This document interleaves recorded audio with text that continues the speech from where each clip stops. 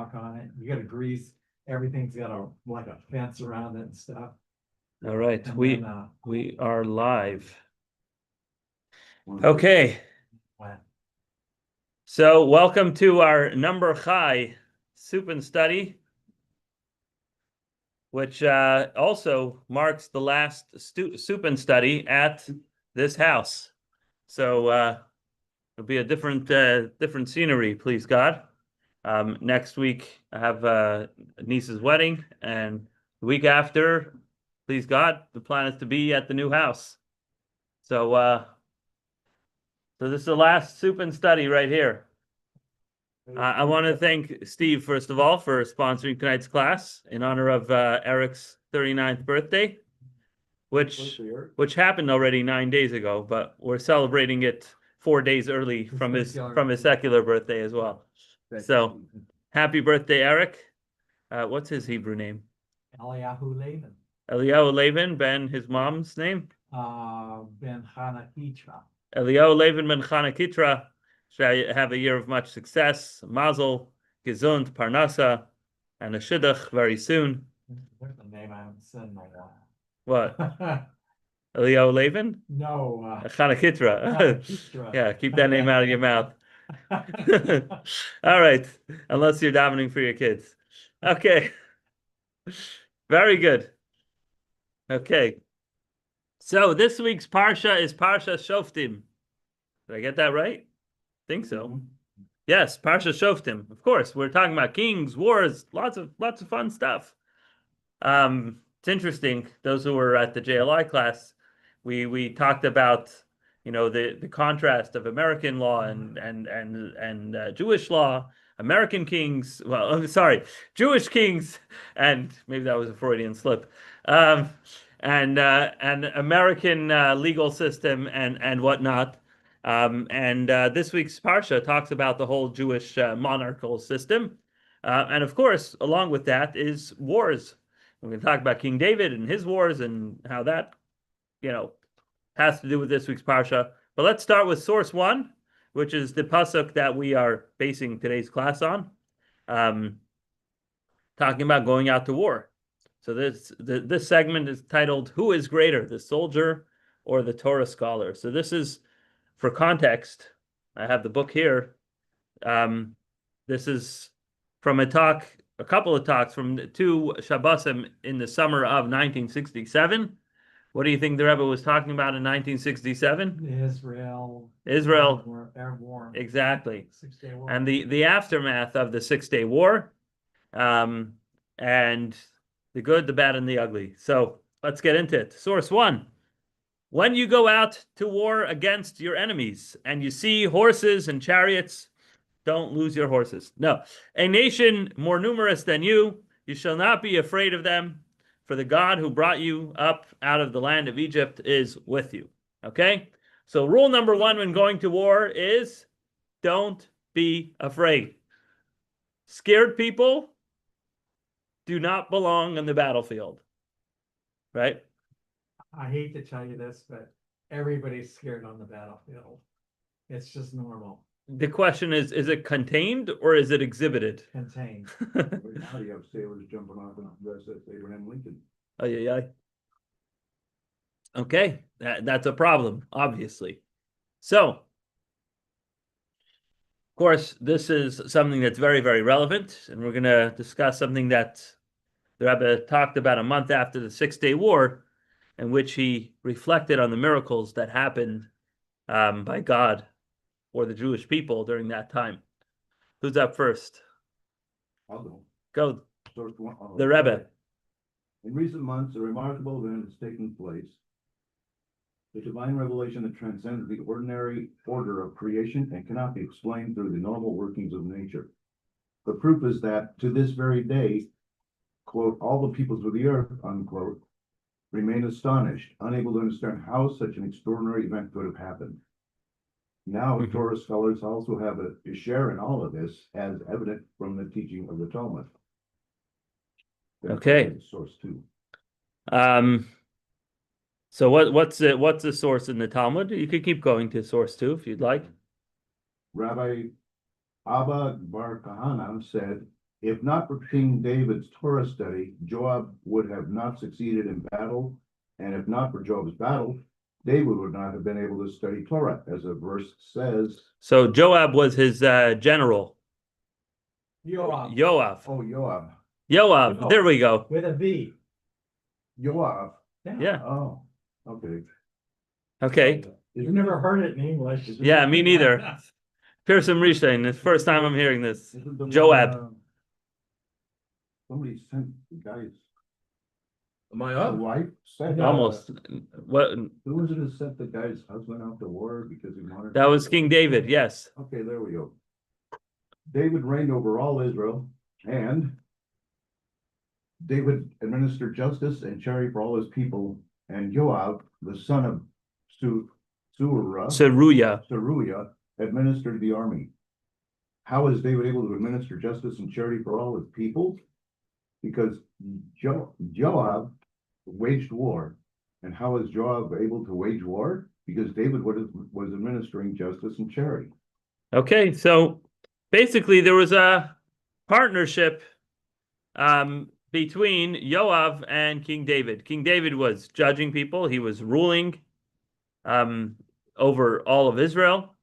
And Yoav was out there fighting the good fight, right? So that was their partnership.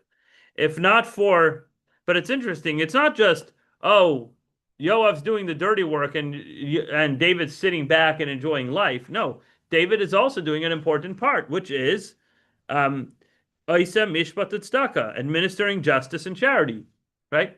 So he's doing that very important part. Now, this is essentially the relationship of the soldier and the Torah scholar, which is not a contrast, not a dispute, but rather a partnership. Okay? It's the soldier and Torah scholar partnership. So I want to just set the stage for that, especially if anybody has any controversial views about what's going on in Israel between, let's just say, different factions of the community. I want to just be clear that soldiers and Torah scholars are partners in doing God's work. Where do we get this idea of such a partnership? It goes back to 2 of the 12 tribes, Yisachar and Zevulun. What's the partnership of Yisachar and Zevulun? Basically, Yisachar is the Torah scholar, Zevulun is the tradesman traveling on ships. So let's see, your turn. The Rebbe. I think over here. This is similar to the partnership between the Torah scholars and those who support Torah study, which was first pioneered by Issachar and Zebulun. Zebulun's success in business came through the merit of Issachar's Torah study, while Issachar's ability to devote himself to Torah was made possible through Zebulun's support. Okay, so they each supported each other with, where do we see this? Look in the sources, source 3. This is the blessing that Moses gave to Zevulun. Oh, here. Read. Use the floor. To Zebulun, he said, rejoice, Zebulun, in your goings, and Issachar in your tents. Zebulun and Issachar entered into a partnership. Zebulun lived by the seashore and went out on ships to engage in commerce and earn a livelihood. Zebulun would then provide for Issachar, while the tribe of Issachar devoted themselves to the study of Torah. For this reason, Moses mentioned Zebulun before Issachar, even though Issachar was the older brother, because Issachar's Torah study was made possible through Zebulun's support.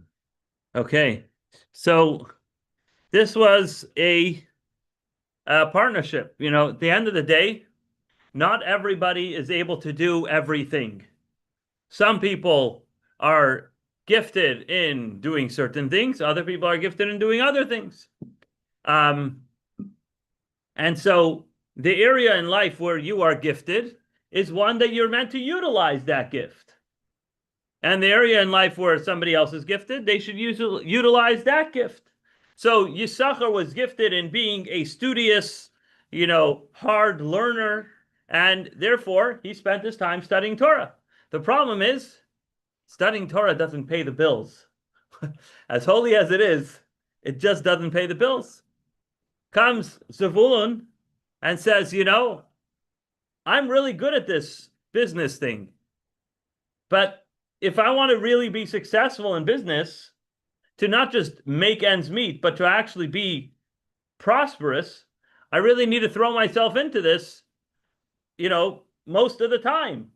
And I don't have 6-7 hours a day to sit down and study Torah. So Zevulun made a partnership with Yisachar, and they said, Zevulun will be the businessman and he'll support Yisachar.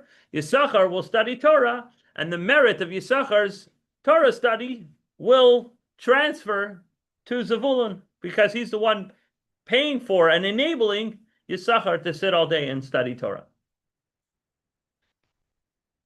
So, Steve, page 3, the Rebbe. While Zebulun and Issachar are both dependent upon each other, it remains unclear which takes precedence until the verse clarifies, rejoice, Zebulun, and your journeys, and Issachar in your tents. And then verse mentions Zebulun before Issachar, teaching that Zebulun was given the precedence over Issachar because Issachar started Torah study depended on Zebulun's support, even though Zebulun's success in business came through the merit of Issachar's Torah study. Okay, so in short, Zevulun, who's more valued? Zevulun seems to be more valued because he's mentioned first in the blessing, even though, by the way, he was born after Yisachar. Side note, it follows. Okay, it follows that those who go out to battle take precedence over those who study Torah, even though their victory in battle comes through the merit of Torah. Okay, so it's important that they know that they cannot be victorious in battle unless there are people who are studying Torah. So basically, in the Yisachar Zevulun partnership, Zevulun is the one who supports this Torah study of Yisachar. And the Rebbe is applying the same principle to the soldier and the Torah scholar, to Yoav and to King David, right? The Torah scholar and the soldier each play a very, very important role.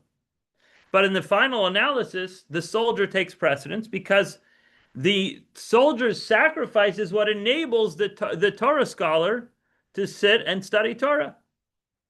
This highlights the extraordinary greatness of those who go out to battle, risking their lives in the most literal sense in order to fight for the unity of God, as Maimonides described it, and especially when fighting a mandatory war, a war fought to defend the Jewish people against an enemy attacking them. Now, to be clear, this is not a mitzvah war.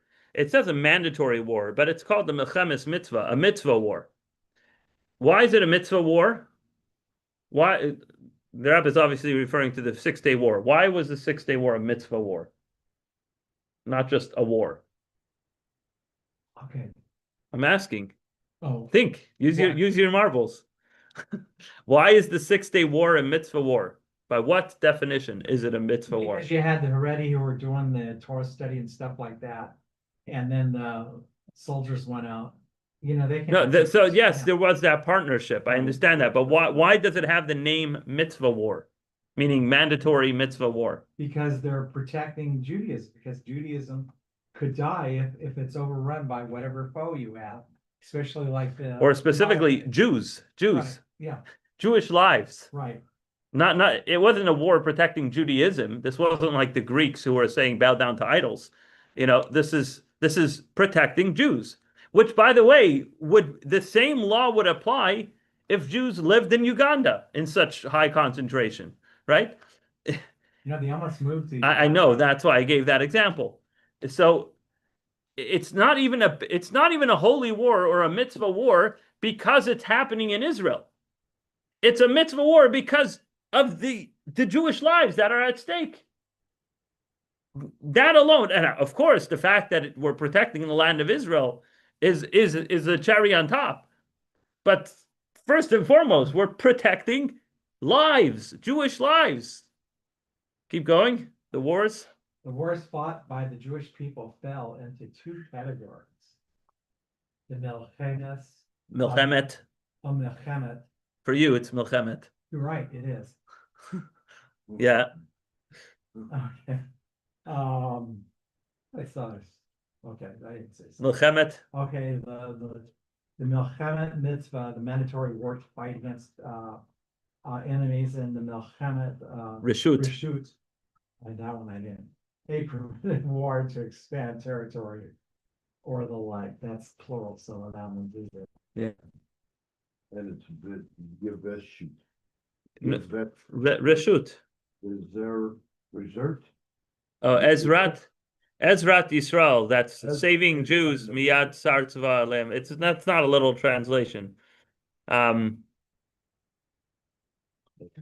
Okay, so Maimonides concludes this discussion by describing the immense reward granted to those who go to war.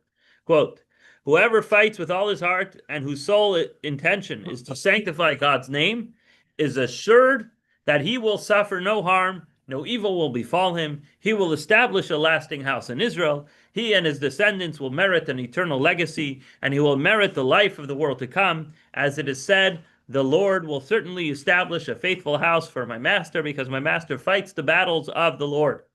And the soul of my master shall be bound in the bond of life with the Lord your God. To whom is this great reward promised? Not to the Torah scholars whose merit brings victory in battle, but specifically to those who actually go out and fight. We can suggest that the unique distinction of those who actually go out to war, even beyond that of Torah scholars, is the reason why King David not only studied Torah, whose merit aided Yoav in battle, but also personally went out to fight.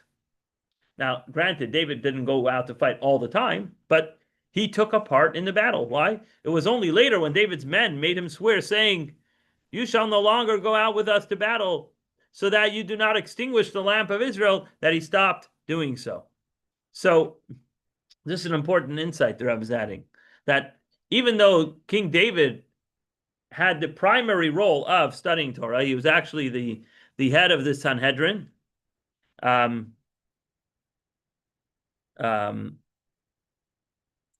He understood that defending the Jewish people in actuality had a unique importance.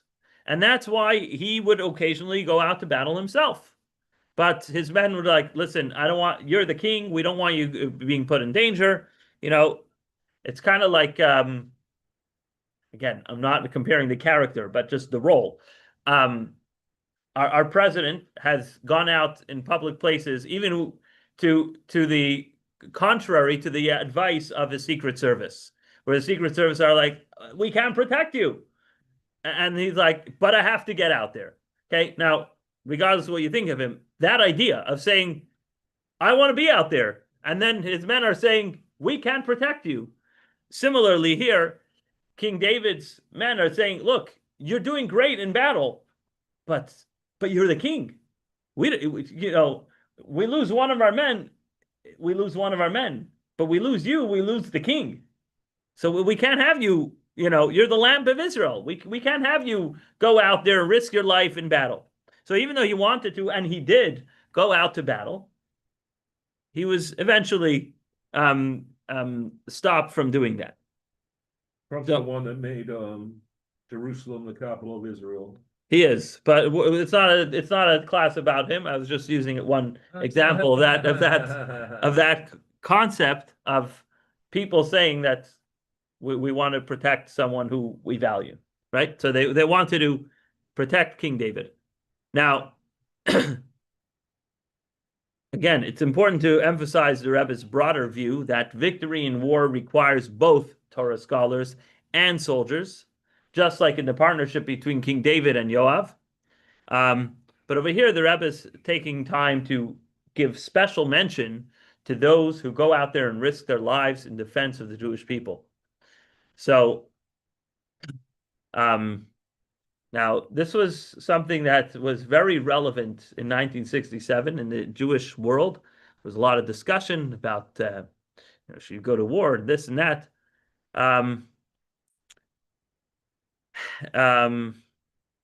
in the Israeli press, the Rebbe's talk was publicized. But there were some objections to the things the Rebbe said about the value of studying Torah and all, how the Rebbe put the soldiers on a pedestal. And especially the fact that the Rebbe said that this is a Melchemes mitzvah, that this is a mandatory war. So some people took issue to that. The Rebbe addresses that in the next talk. Larry, you want to read over here? The question, is it possible to have a mandatory war in our times? On page 5, the Rebbe.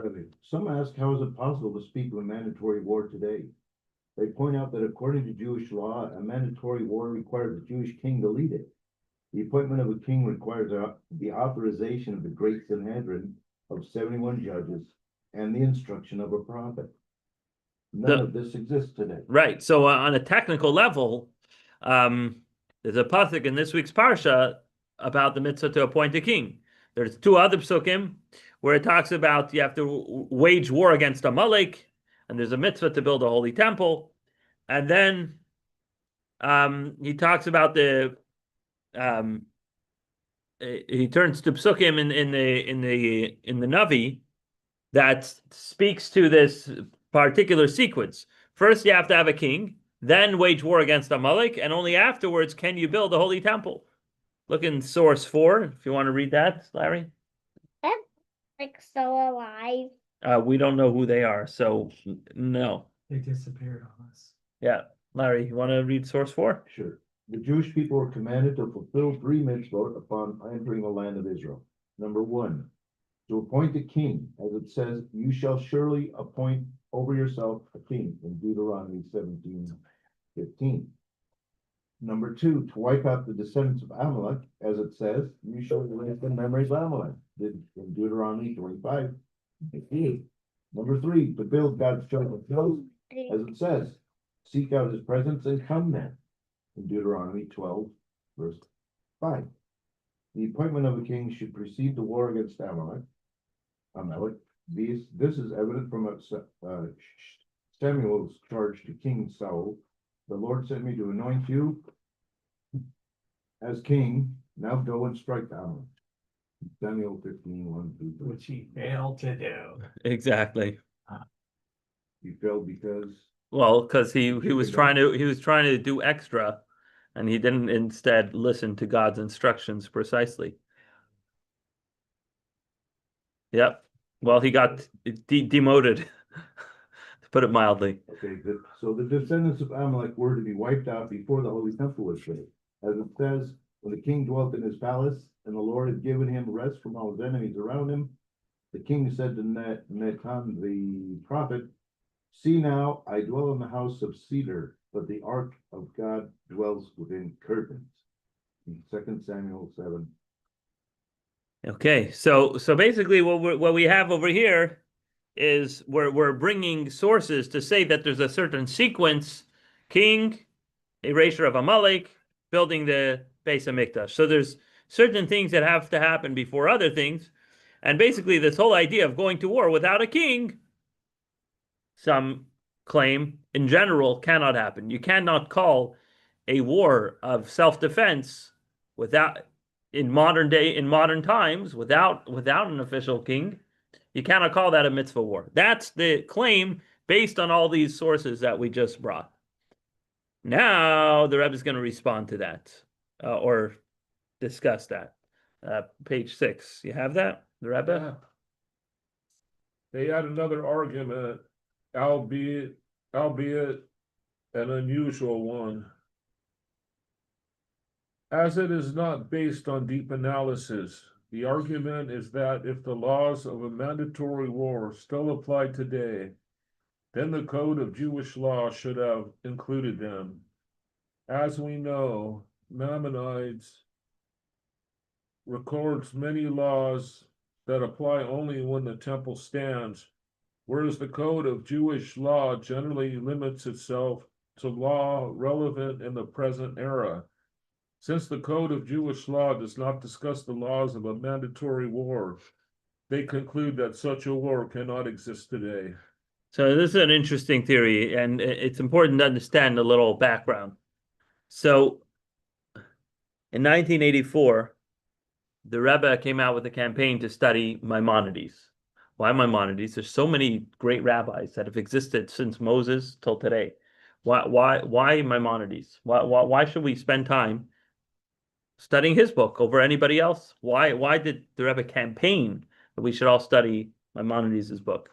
And the Rebbe said for a number of reasons, but one of the key reasons the Rebbe gave is because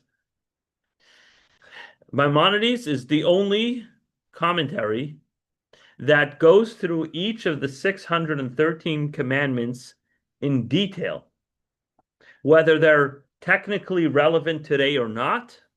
He says this is Torah, this is a commandment, and we ought to know what God means when he says that. And so you want to know how to bring the guilt offering for having said a false word. He'll go into great detail. He'll tell you what size the lamb has to be, how old the cow has to be, how many tenths of an ephah you have to put in your pinky, how much wine you have to pour. And you're thinking like, I have other things to worry about. Like, I don't even know what happens if a spoon falls into the wrong pot in my kitchen. And you're telling me about cows and goats and she-goats and libations? Who needs to know this? And the answer is, if you want to know all of the 613 mitzvahs of the Torah, Maimonides is your address. Meaning, I'm not just talking about learning the Torah itself. Of course, you have to learn the Torah. You have to learn the 5 books of Moses, the Tanakh. You have to know the word of God, of course. You have to know the source. And he quotes the source of each mitzvah. But if you want to know a practical way of fulfilling very unpractical mitzvahs, like, for example, how to appoint a king? What is the criteria for appointing a Jewish king? Who's appointing kings today? Who cares? Well, I care because it's in this week's Torah portion. I want to know what that means in actuality. What does that process actually look like? And Maimonides will give you a step-by-step of how that's done, even though it's not done today. So why is he wasting ink on it? Because we have to know. We have to know what God says in his Torah. Now that's Maimonides. Then you have the Mechaber, the compiler of the Shulchan Aruch, the Code of Jewish Law, that said, we're going to go into great detail, probably even greater detail than Maimonides, in the various laws of day-to-day Jewish life, including how to pray, how to eat, how to circumcise, how to keep Shabbos, all of our day-to-day living, how to conduct business according to Jewish law, how to get married according to Jewish law. And all of these very relevant laws are included in what's called Shulchan Aruch, the Code of Jewish Law. But what the Code of Jewish Law does not mention is how many cows you have to bring for a sacrifice. Why? Because the Code of Jewish Law was written 600 years ago, approximately, and nobody was bringing sacrifices 600 years ago, or has been since then. So the author of the Shulchan Aruch left out those laws and said, let me focus on helping you know what to do actually if your spoon falls into the wrong pot of the meat or the dairy. Let me get into real detail about that, but spare you the details about the cows and the libations. So now, in other words, you have 2 categories of detailed Jewish law. You have Maimonides, which includes all 613 commandments, whether they're relevant today or not. When I say today, I mean post-temple, post-Sanhedrin, post-centralized Jewish authority. So Maimonides includes all of those laws, whether relevant today or not. Shulchan Aruch, Code of Jewish Law, only includes the ones that are relevant today. So now, is a Milchemet mitzvah, a mitzvah battle, a mitzvah war, considered a law that's relevant today? Or is that something that's relegated to temple times, Sanhedrin, central Jewish bodies, monarchy, and all that? Or if we don't have a king, should we be bombing Gaza and Lebanon and Iran? Sure. Well, why not?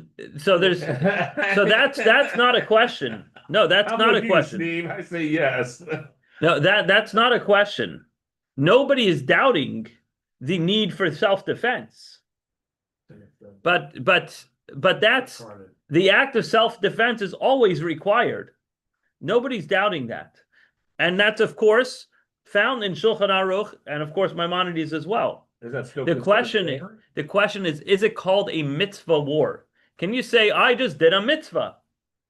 Or did I just do my basic duty of survival? So to call it a mitzvah specifically, we have to, that's what we're trying to figure out.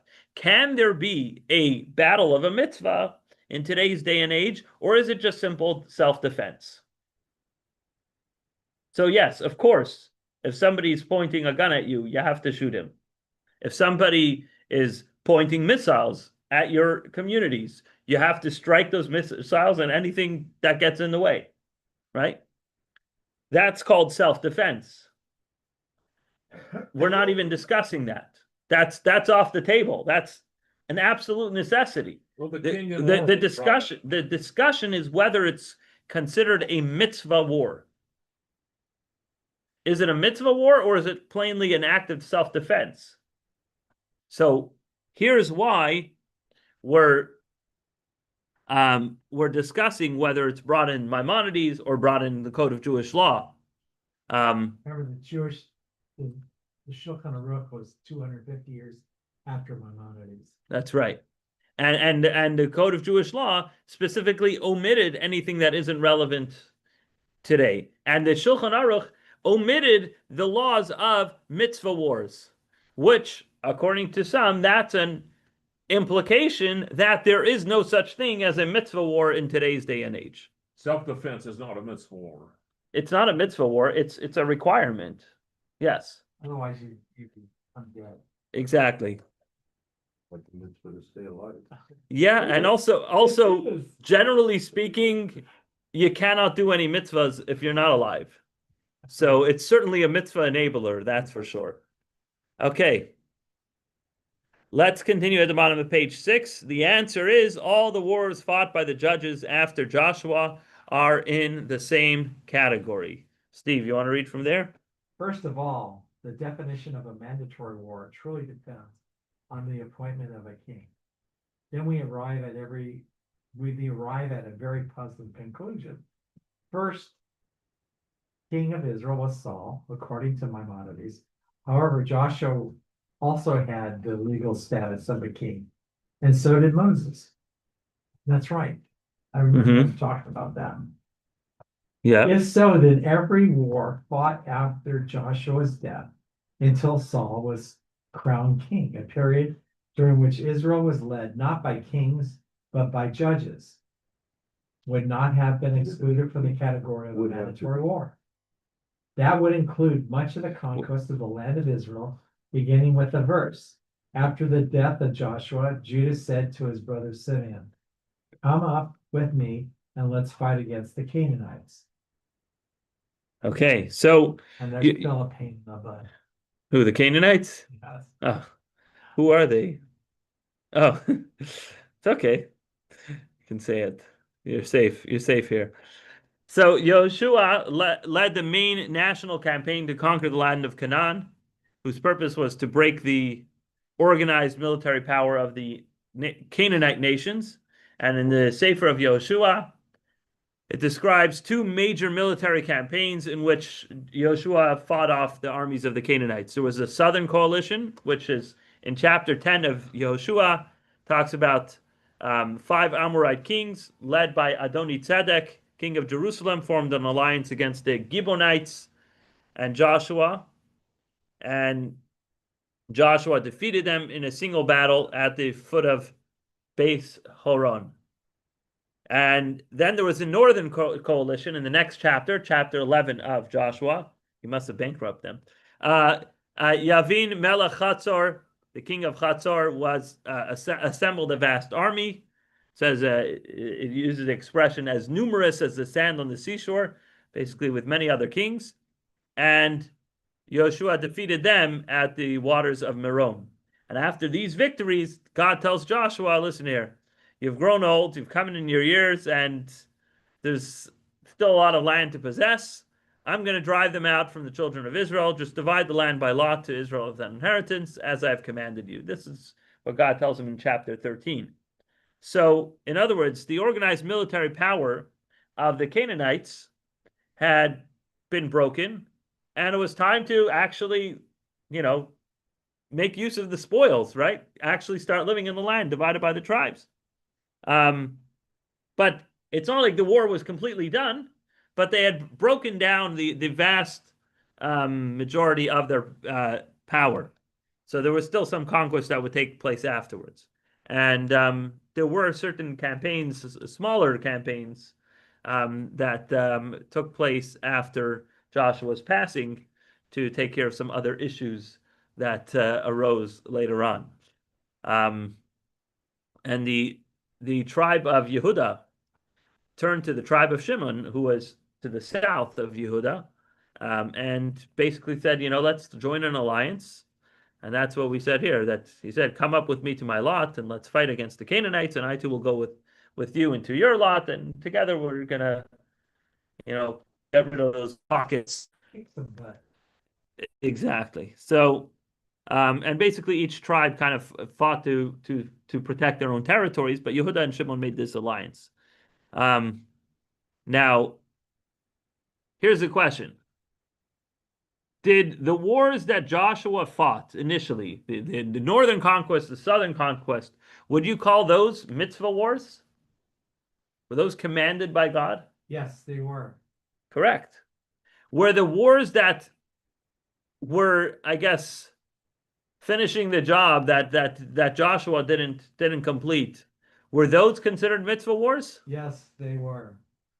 What do you think? I'd have to read it, Rabbi. They were initiated under Joshua, right? Because Well, they were, meaning those particular campaigns were not, because they were after Joshua passed away, but they were kind of like Joshua was told by God, like, okay, you don't need to finish every last thing. Start dividing up the land, and we'll deal with those issues as they arise. So when they dealt with those issues, is that considered a mitzvah war? yes, Yeah. Okay, great. I'm glad we're in agreement. So, now we'd have to arm wrestle for it. and this is an important segue to discussing the relevance today. So the Rebbe says one might try to argue that because the conquest of the land began under Joshua, who had the status of a king, all the subsequent campaigns to complete the conquest retained the status of a mandatory war. Even if we accept that argument, we would still have to say that the wars fought in the days of Deborah and Yiftach were not mandatory wars. That conclusion runs contrary to the plain and obvious understanding of the events. So, two of the many wars that were fought during that period was Devorah and Barak against the Canaanites. Actually, a few weeks ago, I sat down with Leah. She wanted to know what was the war of Devorah and Barak and Yael and how that whole thing. So after 20 years of brutal oppression and terror inflicted upon the northern tribes by Yavin, the king of Chatzor, made possible by his military superiority, including 900 iron chariots that dominated the region, Deborah, the prophetess, famous prophetess, and Barak, the son of Avinoam, launched a coordinated multi-pronged attack, and they led the army of Israel to a decisive military victory over Sisera's forces by the Kishon River. That was one military campaign that took place. Another one was Yiftach against the Ammonites.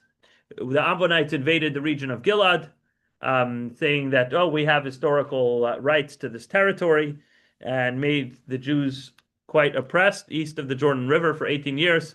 And the time had come to say, we got to put an end to this mishigas and get rid of these Ammonites. And Yiftach was encouraged by the people to be the leader, to lead them into battle. And he made a whole promise that if God makes him win, then he's going to give a gift, whatever comes out of his house. That's a story for another time. But make a long story short, he defeated the Ammonites and liberated that region from the Ammonite control.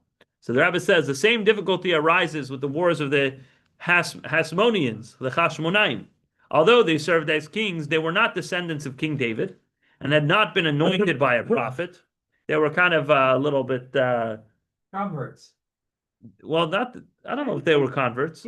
but they were certainly a little bit of a rogue appointment But they did, they converted over is what they did. to Judaism. Yes, They were, Hashmonaim were converts. yes. they were Okay. also a sect. Anyways, therefore, because they weren't actually kings, they didn't possess the full legal status of kings. According to this argument, their wars could not be classified as mandatory wars. So, are you going to say that because there was no king by Deborah and by Yiftach and by the Hashmonaim that these were not mitzvah wars? The Hashmonaim rededicating the temple, the holiday of Hanukkah that we have today, you're going to say that wasn't a mitzvah what they did? So, who are we up to? Larry, go. Page 8. A war in which participation is a mitzvah.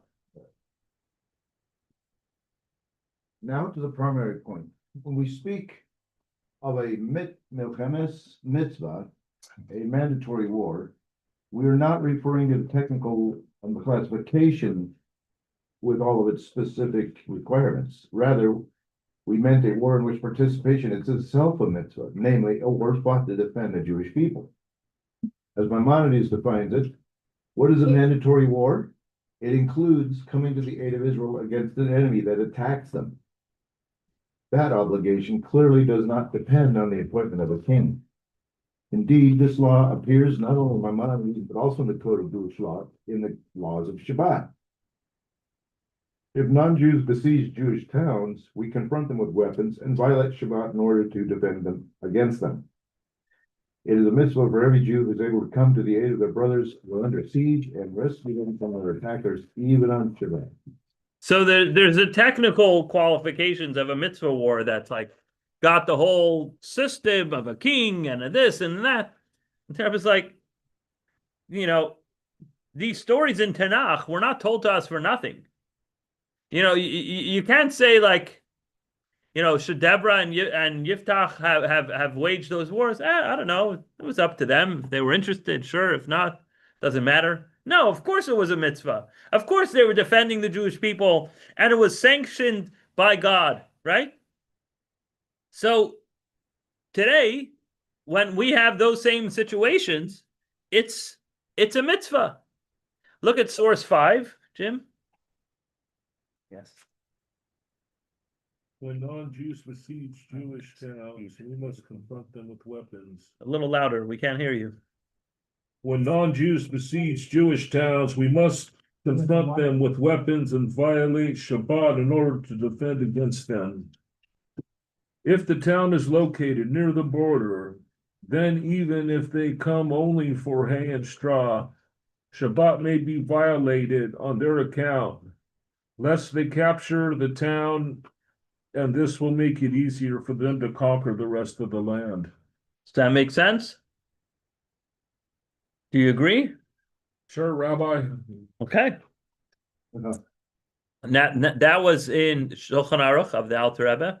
Now let's see the way Maimonides says the same idea or similar idea.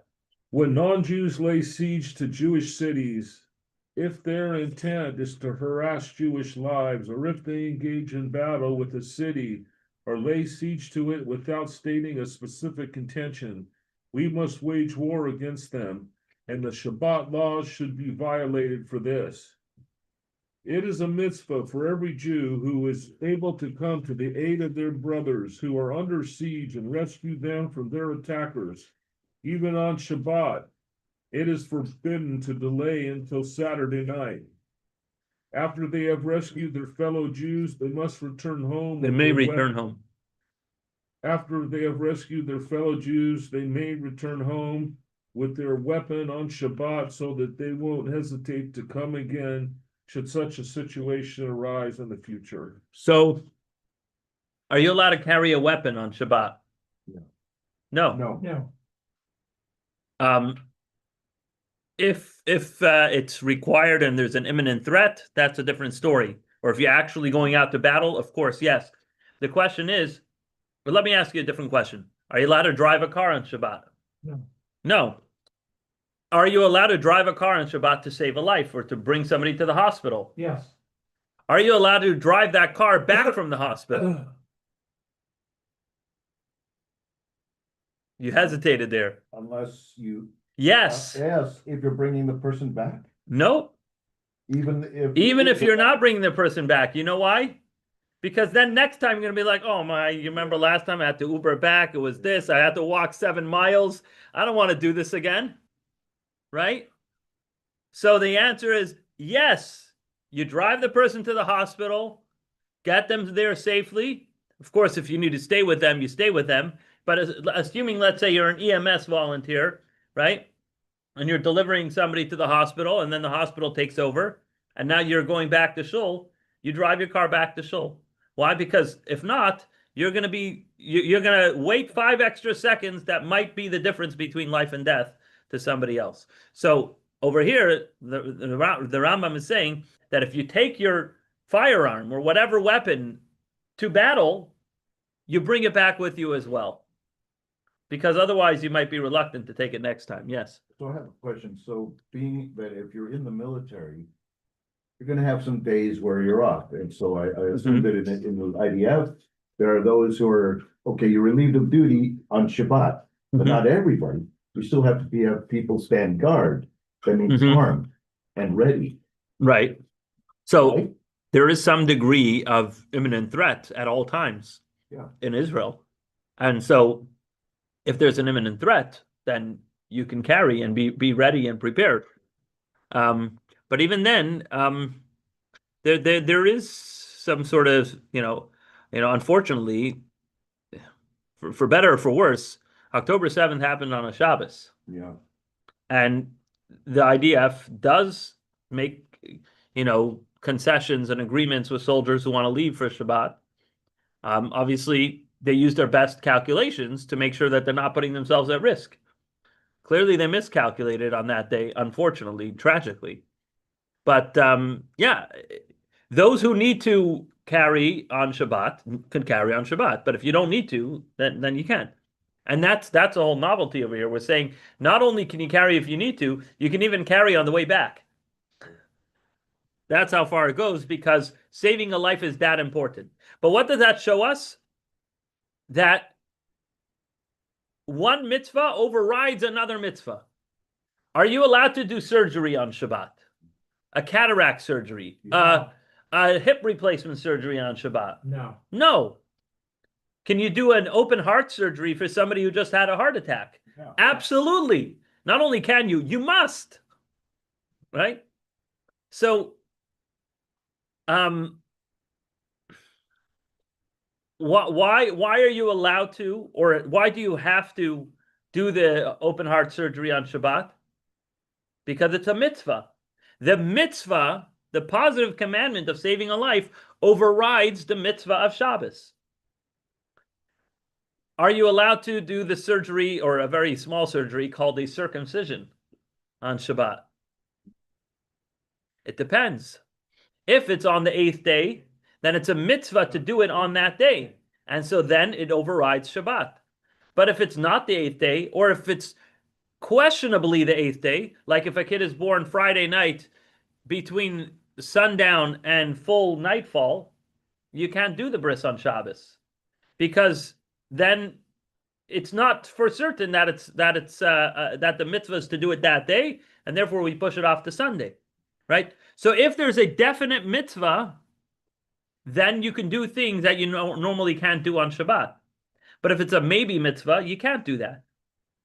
But yet we're saying you're allowed to go to war to protect straw and hay at the border towns at Jewish border towns, right? Which tells us what? That protecting the straw and hay on the border town is an equally important mitzvah as a bris on the 8th day, as an open heart surgery. It's in the same category. It's a mitzvah overriding another mitzvah. That's what's important to understand here. Steve, you want to read the next one? Holy chariot and holy calf, golden calf, unholy calf. Let me choose. The same applies to the claim that the results of this miraculous event have been used for undesirable purposes. So what kind of undesirable purposes? The Rebbe's critics were arguing that many in the Jewish world were using the military victory of the Six-Day War to promote the attitude, the false attitude, which the Torah explicitly warns against, of my strength and my might brought me this success, completely forgetting that this whole war victory was a miracle from Hashem. And they claim that rabbis shouldn't lend legitimacy to the approach that it comes from God. So the Rebbe is responding to that. By the way, I have to wrap this up in 5 minutes, so let's do our best. Okay, regarding the sin of the golden calf, the root and source of the subsequent sins, a well-known question is asked: how can the Jewish people commit such a grave sin immediately after receiving the Torah? One explanation found in the Midrash is that when God descended upon Mount Sinai to give the Torah, he was accompanied by the divine chariot. The Jewish people saw the image of the fox of the face of the ox within the chariot and became fascinated by it, and later fashioned the golden calf in its likeness. So it was actually a spiritual vision that they saw, and they they kind of misconstrued it. Let's see, text 7, source 7. You want to read that as well? When I came to Mount Sinai to give them the Torah, I ascended in my heavenly chariot. They gazed upon it and chose one of the images and later provoked me with it. Okay, so basically the Medrash is commenting on the pasuk that says after the sin of the golden calf, and God said to Moses, I see this nation and they're a stiff-necked nation. So the Medrash asks, what did you see? What did you see about this nation? Like, is this your first time seeing the Jews? So the seeing took place much earlier on the day the Torah was given. The term heavenly chariot refers to the divine chariot described in the vision of Ezekiel, which had the images of 4 living beings: a human, a lion, an eagle, and an ox. And the Medrash explains that when God revealed himself at Mount Sinai, he already saw that the Jewish people were focusing on one particular image of that chariot. Instead of looking at the person or the lion, they were focusing on the ox. And that's because they were looking at the ox, that kind of Sirloin steak. it's what's it called when those mind readers? Not those people who read the room? Clairvoyant. No, like people who read the room and they do a whole Mentalist. So there was like this mentalist effect where it's like they were looking at the ox. A month and a half later, they're dancing around an ox. It's like, so the tragic depth of the sin of the golden calf was the Jewish people didn't invent an idol out of nothing. They took one element of the greatest divine revelation that they experienced on Mount Sinai, the ox of the heavenly chariot, which was a metaphor for something much greater, and separated it from its actual spiritual context and made an idol out of it. So what you see here is that that something could be profoundly spiritual, but we could, if we view it incorrectly, we could take something holy and make it into an idol. They saw the heavenly chariot, and now they made a golden calf out of that image. Larry, the Rebbe?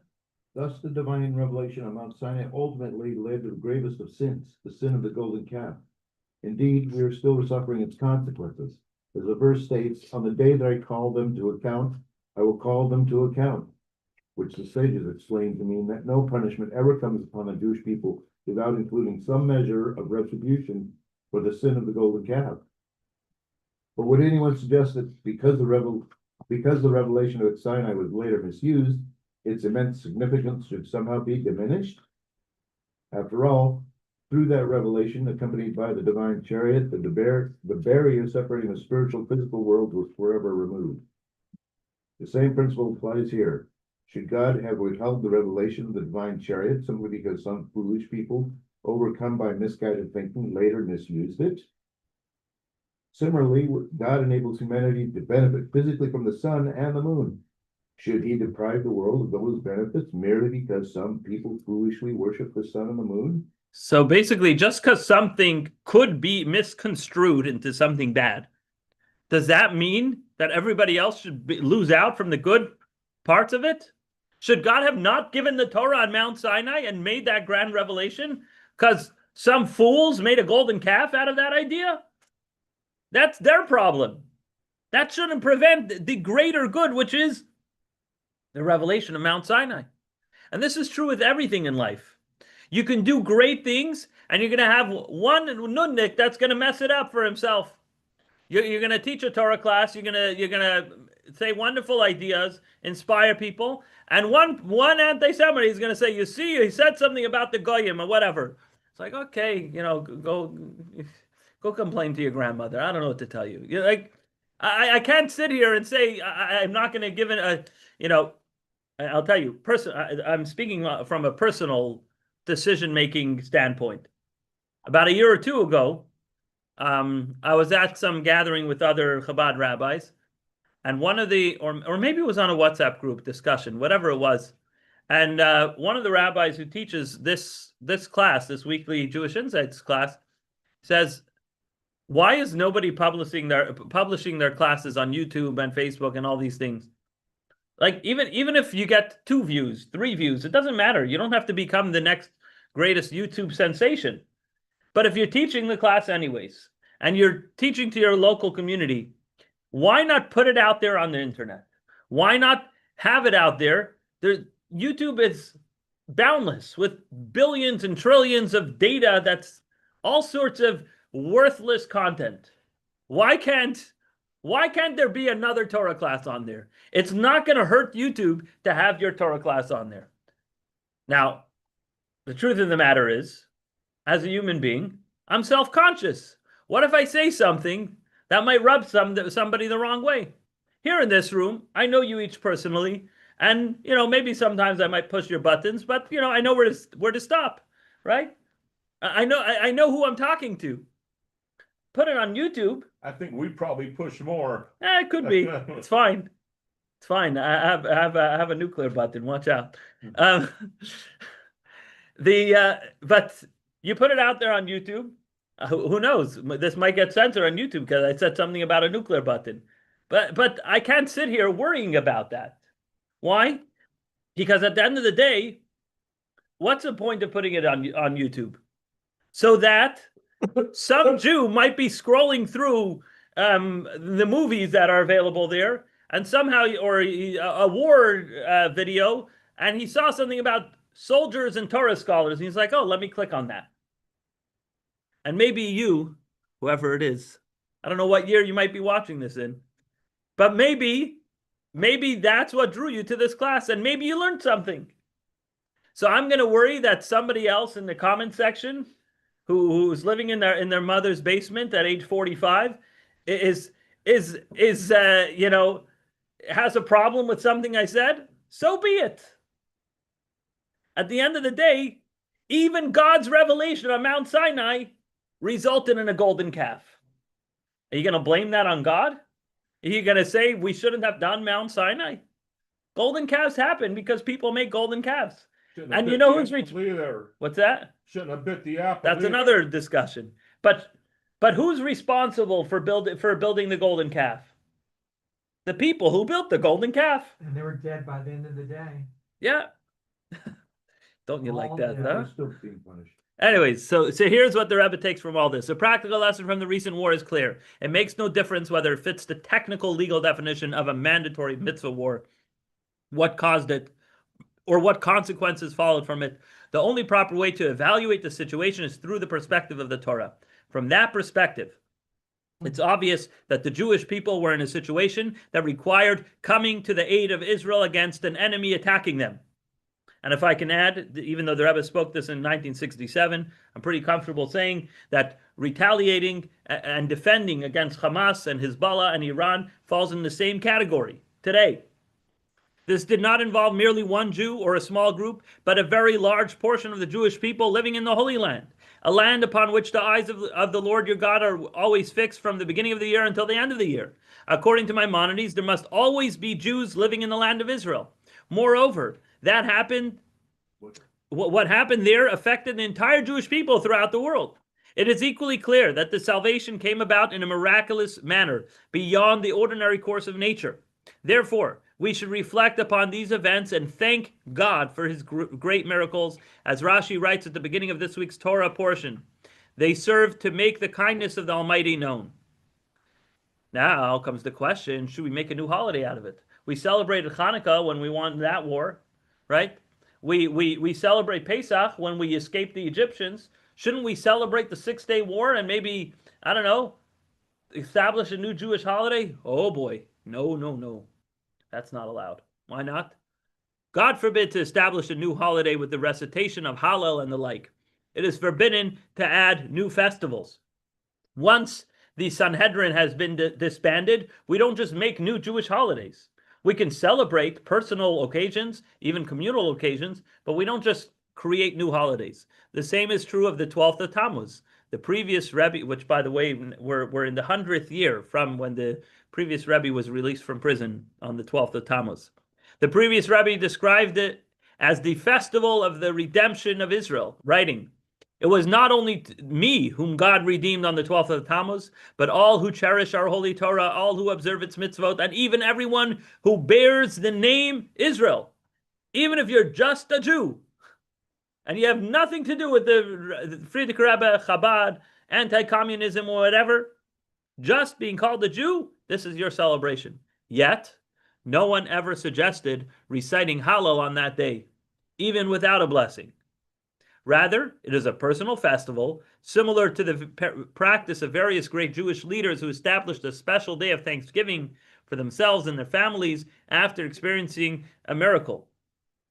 The purpose of such a day is to reflect on the miracle, thank God for his kindness, and above all, use it as an opportunity for renewed commitment to Torah and mitzvahs. As the previous Rebbe himself wrote concerning the 12th of Tammuz, it should be established as a day of gathering together and awakening ourselves to strengthen Torah and Judaism. So what do you do when a great thing happens to Jews or to yourself? You celebrate, you thank God, and you acknowledge where this all came from. So what do you do after the 6-day war? You thank God for the victory.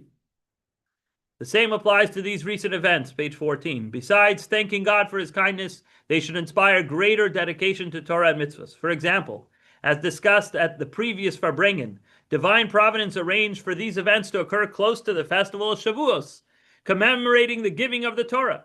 This teaches us something about receiving the Torah every day, as reflected in the daily blessing that praises God as the giver of the Torah, not the one who gave the Torah, the giver of the Torah using the present tense.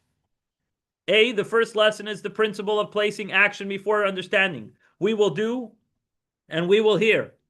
This is a foundational principle of military discipline. This is what we did at Mount Sinai. Now Seven Ishma. We'll do and then we'll hear. The second lesson is mutual responsibility. Kol Yisrael Arevim Zeh Bazeh. All Jews are responsible for one another. The conduct of every individual affects the entire Jewish people. As Maimonides rules, a single action by one person can tip the balance or tip the scale for himself and for the entire world towards merits, or God forbid, the opposite. This was something we observed with our own eyes. There was no need for arguments or persuasion. Everyone understood clearly that if a person failed to guard his own position, he was endangering not only himself, but also his fellow soldiers, and ultimately the entire Jewish people. And so, let's take a lesson from these occasions. That number one, we should be like soldiers to do what Hashem wants. And number two, we shall look out for each other. Because one more mitzvah can tip the scale and bring Mashiach now. All right. Uh-huh. Thank you.